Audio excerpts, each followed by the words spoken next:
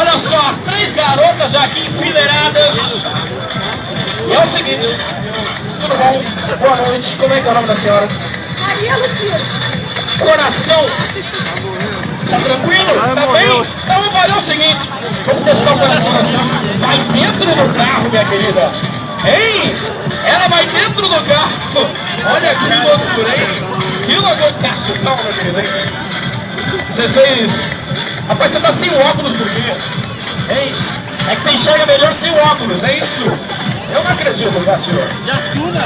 Ó, é o seguinte, hein? Já estuda ali. Coraçãozinho, como é que tá, minha querida?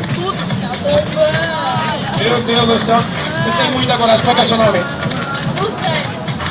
Vamos aí. Já está se preparando. Vai matar a mulher do coração ali dentro do carro. Como é que é teu nome, minha querida?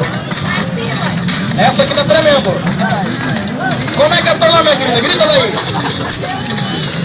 Meu Deus do céu, de Passo Fundo. É teu nome?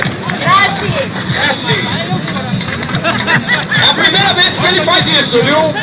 Lembrando, pessoal, não façam isso em casa, hein? Que loucura, meu Deus do céu.